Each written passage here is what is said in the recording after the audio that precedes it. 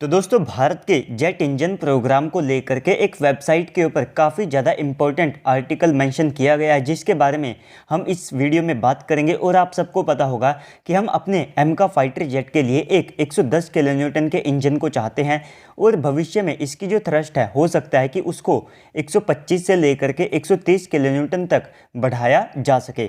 लेकिन इस सब के बारे में हम जब बात करते हैं तो हम काफ़ी सारे पॉइंट्स को यहाँ पर मेंशन करना भूल जाते हैं और अक्सर उनके बारे में बातचीत नहीं की जाती है। लेकिन दोस्तों इस बार ये जो आर्टिकल यहाँ पर पब्लिश किया गया है, इसमें भारत के लॉन्ग टर्म विजन और साथ में भविष्य में हमारे बेनिफिट किस प्रकार से हो सकते हैं और कैसे हम अपने इंटरेस्ट को यहाँ पर बचा सकते हैं, उसके बारे में साफ तौर पर बातचीत की है। जिसके चलते अगर भारत को जो निर्भरता है एक जेट इंजन को लेकर के वो ख़त्म करनी है और साथ ही साथ अपने देश के अंदर एक प्रॉपर असली इंफ्रास्ट्रक्चर एक जेट इंजन के लिए तैयार करना है, तो कम से कम हमको 7 से लेकर के 8 बिलियन यूएस डॉलर तक का जो अमाउंट है वो अपने इस प्रोग्राम में इन्वेस्ट करना पड़ सकता है। क्योंकि यहाँ पर कहीं ना कहीं जिस प्रकार से भारत के द्वारा चीज़ें की जा रही है, तो हो सकता है कि एक जेट इंजन को प्राप्त करने के बावजूद भी हम भविष्य में एक जेट इंजन के लिए किसी और कंट्री के ऊपर निर्भर रहे। तो दोस्तों वीडियो को शुरू करने से पहले आप सभी लोग वीडियो को लाइक करके कमेंट सेक्शन में जा करके जय हिंद कमेंट कर दीजिएगा।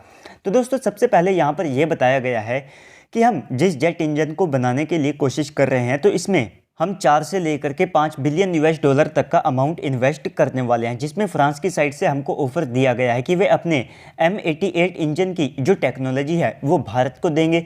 यूके की साइड से हमको ऑफर दिया गया है कि इनका जो EJ200 इंजन है इसी के ऊपर बेस्ड एक नया इंजन यहाँ पर बनाया जाएगा। लेकिन दोस्तों यहाँ पर ये जो दोनों ही इंजन है ये सबसे पहले तो आज से लगभग 30 साल पहले डिज़ाइन किए गए थे और लगभग 20 साल पहले इन इंजन्स को ऑपरेशनल किया गया था। तो अगर भारत अपने एमका फाइटर जेट के अंदर इन इंजन्स को लगा देता है तो भले ही ये उस समय तक रेलेवेंट बने रहे, लेकिन जब भविष्य में भारत को एक 6th जनरेशन फाइटर जेट की आवश्यकता पड़ेगी, जो कि बहुत ज़्यादा दूर नहीं है, क्योंकि भारत कुछ ही समय बाद ऑफिशियली अपने 6th जनरेशन फाइटर जेट के ऊपर काम भी शुरू कर देगा। तो उसके लिए हमको एक 6th जनरेशन का जेट इंजन यहाँ पर चाहिए होगा। लेकिन दोस्तों हम अपने एमका के लिए जिस 110 किलो न्यूटन से लेकर के 130 किलो न्यूटन के जेट इंजन को बनाने वाले हैं, तो ये केवल आने वाले 20 से लेकर के 15 साल तक रेलिवेंट बना रहेगा। इसके बाद में हमको हाई थ्रस्ट के 6th जनरेशन के जो इंजन्स है इनकी आवश्यकता पड़ने वाली है। हालांकि ये जो 110 किलो न्यूटन के इंजन है ये भी हमारे लिए काफ़ी ज़्यादा मददगार साबित होंगे और इनका इस्तेमाल भी हम काफ़ी ज़्यादा लंबे समय तक करने वाले हैं। लेकिन इसके बाद में जब हमको एक proper 6th generation fighter jet की आवश्यकता होगी, तो उसमें हमको एक हाई थ्रस्ट 6th जनरेशन का इंजन लगाना होगा जो कि एडेप्टिव साइकिल मेथड को इस्तेमाल करता होगा।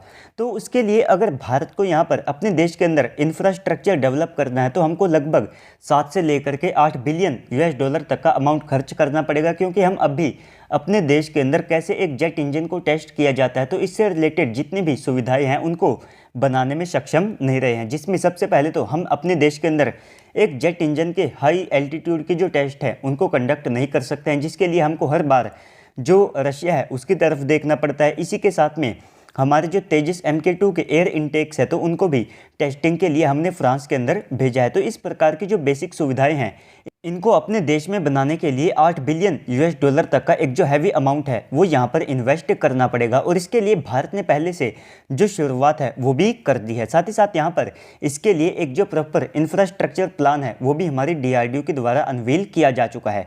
इसके बाद में बारी आ जाती है एक proper 6th generation fighter jet engine की। तो देखिए दोस्तों यहाँ पर हमको एक ऐसा जेट इंजन चाहिए जो कि आने वाले 30 से लेकर के 35 साल तक रेलेवेंट बना रहे, क्योंकि ये जो 6th जनरेशन के फाइटर जेट हैं ये काफ़ी ज़्यादा लंबे समय तक वायुसेनाओं के बेड़े में एक्टिव रहने वाले हैं और इसके लिए हम बार बार किसी और कंट्री की तरफ नहीं देख सकते हैं। और आने वाले समय में जब भारत को सुपर पावर की पोजीशन सौंपी जाएगी तो उस समय में हमें भी ये इंश्योर करना पड़ेगा कि हम पूरी दुनिया के सामने मिलिट्री वाइज भी एक काफ़ी ज़्यादा पावरफुल कंट्री के तौर पर सामने निकल करके आए।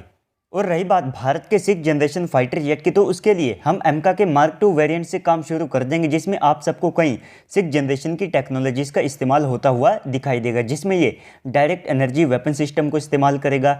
SFDR टेक्नोलॉजी के ऊपर बेस्ड जो अस्त्रा MK3 मिसाइल है उसको भी इसके द्वारा इस्तेमाल किया जाएगा। साथ ही साथ इसके जो रडार एवियोनिक्स हैं ये ऑलमोस्ट 6th जनरेशन के लेवल के होंगे। साथ ही साथ यहाँ पर ये बिना पायलट के भी जो अपने ऑपरेशंस है उनको परफॉर्म करने में कैपेबल होगा। तो दोस्तों ओवरऑल इस सब के बाद अब आप सबको क्या लगता है कमेंट सेक्शन में बताइएगा। साथ ही साथ अगर आपको वीडियो अच्छी लगी है तो वीडियो को भी लाइक कर दीजिएगा। तो मिलते हैं अगली वीडियो में, तब तक के लिए गुड बाय, जय हिंद।